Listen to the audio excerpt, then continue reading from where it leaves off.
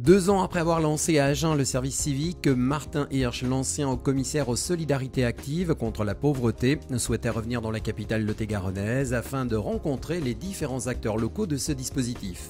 Agen, dont la municipalité avait vivement souhaité être ville pilote. C'est un vrai dispositif de liberté qui donne de la souplesse aux collectivités locales pour faire des services qu'elles ne peuvent pas faire dans les contraintes administratives et budgétaires que c'est les leurs, et qui donne une chance à nos jeunes.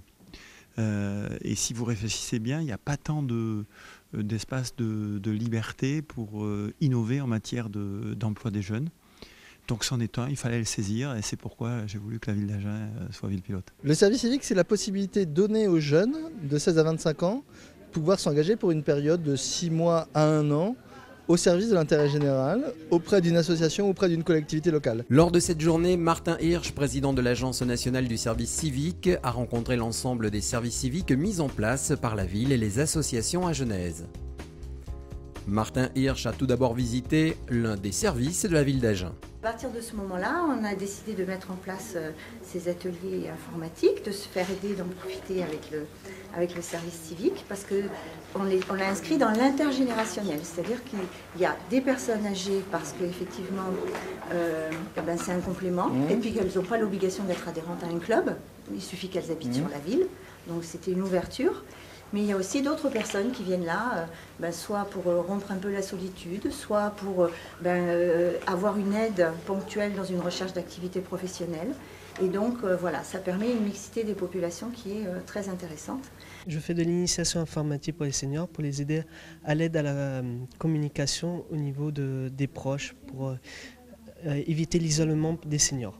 Il est très disponible déjà et comme nous ne sommes pas nombreux, c'est appréciable.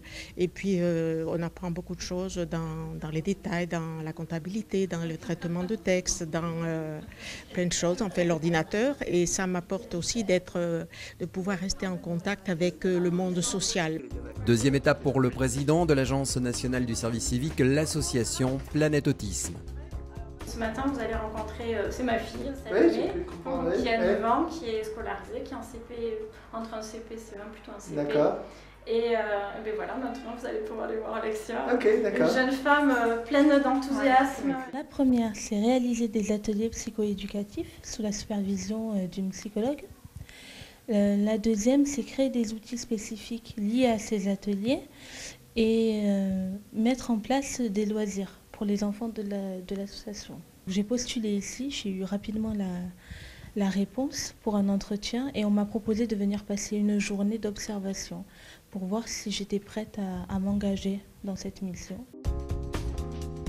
On a listé 9 domaines prioritaires qui vont depuis des actions plus de solidarité jusqu'à des actions environnementales, en passant par de l'éducation, en passant par de l'humanitaire, donc dans beaucoup de domaines, dès lors qu'ils ne viennent pas se substituer à des salariés et dès lors qu'on peut le faire quelle que soit la qualification. Au cours de son service civique, un jeune engagé bénéficie d'une indemnisation mensuelle comprise entre 446 et 547 €, somme intégralement versée par l'État à laquelle s'ajoute une participation de l'organisme d'accueil équivalente à 100 €. On a le plaisir et l'honneur d'avoir Martin Hirsch, qui est donc le directeur de l'Agence nationale du service civique, pour clôturer avec vous cette session de formation et débattre un peu du service civique, des points positifs, des points négatifs que vous les jeunes vous avez ressentis, que vous les tuteurs auxquels vous vous êtes confrontés. Donc c'est le moment aussi de faire ce débat-là.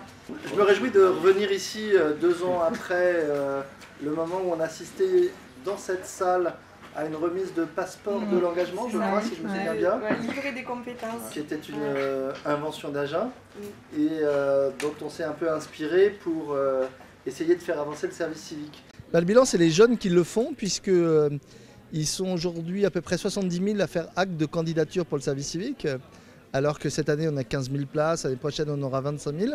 Donc on a plutôt un bilan favorable, puisqu'il y a beaucoup d'organismes qui sont prêts à accueillir des jeunes, beaucoup de jeunes qui veulent faire leur service civique.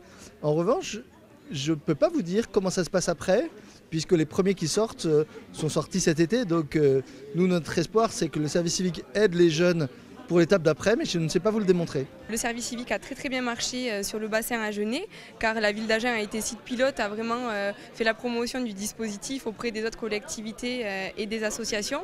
Et on s'est retrouvé victime de notre succès avec des agréments qui n'étaient pas renouvelés. Donc là, la bonne nouvelle de la venue de Martin Hirsch, c'est de nous débloquer ces renouvellements d'agréments, c'est-à-dire 9 places de jeunes en service civique. Et on voit que le service civique, c'est vraiment, ça met vraiment le pied à l'étrier des jeunes, car tous nos jeunes là, qui finissent leur mission en service civique ont trouvé soit une formation, soit un emploi pérenne.